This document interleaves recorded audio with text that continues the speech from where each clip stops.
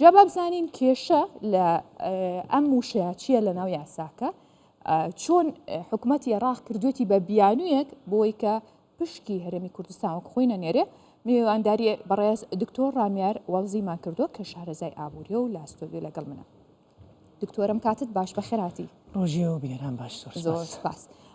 ئەمە بیانوویەکی دیکەی حکوومەتی عێراقە. ئیتر بیانوومان پێگرێ لەسەر یەک هەرچەند بیانوو ببڕین ئەو وشەیەکی تر شتێکی ترە دۆزێتەوە بۆی کە مافی هاوڵاتیانی هەرێمی کوردستان نەدات. ئەمە توانین وا بڵێن لە بەرەوەی ئەمە حەق و مافی هەموو دانیشتوێکی ئەم کوردستانە و ئەم عێراقەیە بەبێ جیاوازی. هۆکاری چییە کە ئەم شتێکراوە ئینفاقی فعلی تا چەند ڕێی تێچیە دەستوریە کە بێت بڵێ من لەبەر ئەوەیە من ئەم هەموو پارێن یاخود حەقی خۆی نادەم و ڕێژەیەکی کەمترە نێرم. زۆر سپاس. طبعاً بودجە لە ئەسڵدا بودجە پلانێکە کە داراییە و دارایی و ئابووریە و سیاسیە و کۆمەڵایەتیە. بەڵام ئەوەی کە حکوومەتی عێراق لەگەڵ حکوومەتی هەرێمی کوردستان دەیکا بریتیە لە تەنیا عقوبەدانێکی سیاسی نا عەدالەتە کۆمەڵایەتەکە تحقیقا لەگەڵ حکوومەتی هەرێمی کوردستان و هاوڵاتیانی هەرێمی کوردستان و موچەخۆرانی هەرێمی کوردستان نەلایەنە داراییەکەش پەیڕەوەکات. بەداتا ڕوونی دەکەمەوە لەوەی کە نایکات چۆن لە هیچ سیستەمێکی فیدرالیدا ناگونجێ کە موچەخۆرانی هەرێمی کوردستان کە بودجە پێک درێت لە دوو بەش کە بریتیە لە خەرجی وەبەرهێنان لەگەڵ خەرجی تەشغیلی کە بەشێک لە موچەی فەرمانبەرانی کوردستان کە لە خەرجی تەشغیلیەوە حساب دەکرێت بخرێتە بەربەربنای خەرجی فعلی چونکە لۆ خۆی موچە بریتیە لە خەرجێکی جاری تەشغیلی کە خەرجی تەشغیلی بریتیە لەوەی کە خەرجی فعلی دیاری دەکات. لێ ئەگەر بە شێوەیەکی زانستی تمشای ئەو بنەمایە بکرێت کە شێوەیەکی هەڵێک دراوەتەوە لۆ چونکە خەرجی فعلی بریتیە لەو خەرجێک کە بە فعلی دەیکرێت. موچەی فەرمانبەرانی کوردستان بەشە وەکو بەشێک لە موچەی فەرمانبەرانی حکوومەتی عێراقی بە فعلی دەیکرێت. لۆیە ناکرێت جیا بکرێتەوە لە دوای ئەوەی کە خەرجی فعلی لە حکوومەتی عێراقدا دەردەکرێت بەشێک لە بودجەی حکوومەتی هەرێمی کوردستاندا دیاری بکرێت. لۆیە ئەوە جگە لەوەی کە بە شێوەیەکی سیاسی کە سزای حکوومەتی هەرێمی کوردستان دەدا لە ئەسڵدا بە شێوەیەکی زانستیدا هەڵەیە چونکە کە لە حساباتی خشتەدا حساب دەکرێت خەرجی موچەی فەرمانبەرانی هەرێمی کوردستان وەکو خەرجی بودجەی تەشغیلی حساب دەکرێت لە حکوومەتی عێراقی چونکە لە تەبویبی موازنە کە بە یاسا دیاری کرایە موچەی فەرمانبەرانی کوردستان وەکو بەشێک لە خەرجیە بودجەی خەرجیە ینی بودجەی وەبەرهێنان نییە لەوەی کە لە پاش خەرجی فعلی دیاری بکرێت. لۆیە ئەوە سزایە کە سزایەکی سیاسیە هیچ لەگەڵ بنەمایەکی زانستی ناگونجێ و لە نموزەجی فیدرالی لە هیچ دنیادا بوونی نییە بەوەی کە من هەموو خەرجەکانی خۆمدا خەرج دەکەم دوای دەینێرم و شتێککە هەیە کە سلمێنەری ئەوەیە کە سزامان دەدەن ئەوەیە کە باشە تا ئێستا لە حکوومەتی عێراقی 154 ئەگەر ئەو دوو مانگەی باقی لە ئەو دەمانگەی کە بودجە خەرجکە لە حکوومەتی عێراقی ئەو دوو مانگەیش بکەینە بەرمەبنای ئەو دەمانگەی 154 بودجە لە حکوومەتی عێراق خەرج دەکرێت لە 198 تریلیۆن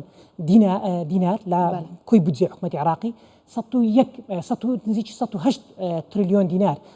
خەرجی فعلی دەکرێتن واتە نزیک 54 لە سەدا واتە ئەمە لە 54 لە سەدایەکە لە کۆی 16 تریلیۆن و 500 میلیارد دینار کە 495 میلیارد دینار کە دەبوایە لە بۆ حکوومەتی هەرێمی کوردستان بێت بەو خەرجێکە لەومان حساب دەکەن دەکاتە 6 تریلیۆن و نزیک 500 میلیارد دینار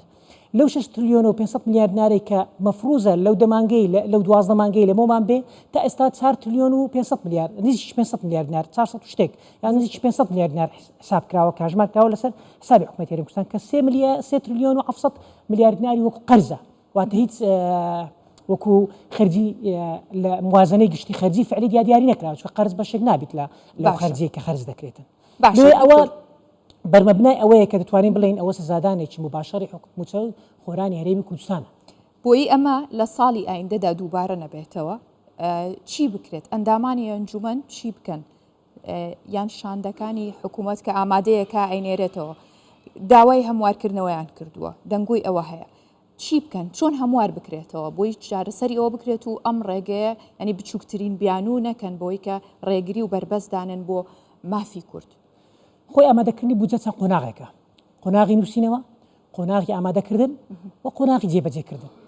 ئەوەی کە شاندەکانی حکوومەتی هەرێمی کوردستان دەچیتن لە دوای قۆناغی ئامادەکردنەوە لە دوای لەگەڵ قۆناغی جێبەجێکردندایە لێ ئەوەی کە بەر حسابی هەژماری موازنەی بودجە و خزمەتی موچەخۆرانی هەرێمی کوردستان و ئەو ئەستحقاقی کە لە بوشە بودجە دیاری دەکرێت بەشێکی زۆری بەر ئەندامانی نوێنەرانی حکوومەت هەرێمی کوردستان لە لیستە کوردستانەکاندا دەکەوێت. لۆیە بە هیچ شێوەیەک دەبی پێشەوەی کە بێتە قۆناغی پەسەندکردن و قۆناغی ئیقرار لە پەرلەمانی عێراق لیژنەی دارایی دەبی ئاگاداری ئەو هەڵانە بیتن کە لەم بوادجانە دەکرێت وەکو ئەوەی کە سزای حکوومەتی هەرێمی کوردستاندا دەدرێتن. یەک لەوانەکە هینانەکەی خرجی فعلی لۆ چونکە حکوومەتی عێراق ساڵ بە ساڵ هەر کاتێک کە موازنە دەنووسێتەوە کۆمەڵک سزای سیاسی کۆمەڵک وەکۆی کەمە پێی دەگوتە لە قسات قومبەلەی ناو موازنە دادەنێت. لۆیە ئەو قومبەلانە پێشەوەی کە بێتە بڕیاری پەسەندکردن چونکە زۆرینەیان لەگەڵ ئەوەن کە سزای حکوومەت هەرێمی کوردستان بدەن بەداخەوە لە پەرلەمانی عێراق دەبێت ئەو قومبەلانە پوچەڵ بکرێنەوە. لۆیە هەموو جار پێویستمان بەوەیە کە خەڵکی شارەزا خەڵکی پسپۆر لە لیژنەی دارایی خەڵکی ئەو خەڵکەی کە لەگەڵ نەهامەتەکانی موچەخۆرانی هەرێمی کوردستاندایە دیاری بکرێت چونکە بەڕاستی بەداخەوە نەدەبوایە ئەو موازنەیە بەو شێوەیە کە هاتە قۆناغی ئیقرارکردن بەو شێوەیە قبول بکرا با لە لیژنەی مالیەی چونکە ئەو مستەڵەحاتانە لەلا ئێمە ئابووری ناسان و شارەزانی داراییدا وازەحە بۆی کاتوو بتەوێ موچەی یان بەشە بودجەی کاملی هەرێمی کوردستان وەکو بەشێک لە دوای قۆناغی بودجەی فعلی دیاری بکەی بە دڵنیاییەوە لە هیچ کات لە حکوومەتی عێراقی ناگاتە 160 خەرجی فعلی لە حکوومەتی عێراق چونکە هەموو کات 130 لە بۆ 135 تەنیا کورت هێنانە جگە لەوەی کات و لەوانەیە تەماشا بکەی ئەو وەزع اقتصادی کە عێراق ساڵ 2023 بەخۆدی لەوانەیە ئەو تەوقعاتە نەبوو کە بەو شێوەیە بەخۆی بینیتن. لۆیە بەردەوامن لە سزادانی موچەی خۆرانی هەرێمی کوردستان یعنی من نمونەیەک لە بۆ ئێوە بینەراندا ئاشکا دەکەم تەنیا لە ساڵی 2023 موچەی پلە باڵاکانی عفو خاوەن بڕوانامە باڵاکانی حکوومەتی عێراقی 881 ملیار دینارە کە دەکاتە نزیکی تەواوی موچەی موچەخۆرانی هەرێمی کوردستان. موچەخۆرانی هەرێمی کوردستان داهاتی مانگانیان بریتە لە 913 ملیار دروستە. یعنی تەنیا ئەو پارەی کە لە بۆ تەنیا لە بۆ کاروباری کۆمەڵایەتی خەرج دەکرێت لە موچەخۆرانی حکوومەتی عێراقی نزیکی 20 تریلیۆن دینارە. دروستە. خەرجی ئەنجومەنی وەزیران خەرجی ئەنجومەنی وەزیران بریتە لە 6 تریلیۆن دینار لە دەمانجی ڕابردوو کە دەکاتە کۆی ئەو بودجەی کە لە حکوومەتی هەرێمی کوردستان دانرایە. داتاکان و ئەرقامەکان بکەین خۆزگە ئەو کەناڵانەی ڕاگەیاندن خۆزگە ئەو خەڵکانەی کە ئابووری ناسن ئەوانەی کە شیکردنەوە و تحلیلی موازنەی حکوومەتی هەرێمی کوردستان لەگە بوشە بودجەی حکوومەتی هەرێمی کوردستان لەگە حکوومەتی عێراقی دەکەن ئەو داتانە لە بۆ بینەران بخەنە ڕووکە چەندە سزای خەڵکی هەرێمی کوردستان. وڵا دکتۆر ئەوە ئەرکی ئێمە بووە کوردستان 24 هەڵبەت بە ڕاوێژی وەکو بەڕێستان کەسانی پسپۆری وەکو بەڕێستان بۆ بینەرانمان ڕوون کردوتەوە کە کامە مافی کوردستانە کامە حەقی خۆیەتی و لە کوێژدا عێراق غەدری کردووە سپاسی تۆکەین کە ئێمە هەوڵێن لە ڕێگەی هەواڵەکان و چەندین بەرنامەی تایبەتەوە ڕاوێژ بە کەسانی بەڕێستان بکەین و لە ئێوەش لای بینەر ڕوونی بکەنەوە کە چی پێویستە. زۆر سپاس دەکەین بە خێرهاتی. سپاس بۆ زانیاریەکان. زۆر سپاس بۆ ئێوە. سپاس بۆ ئێوەش.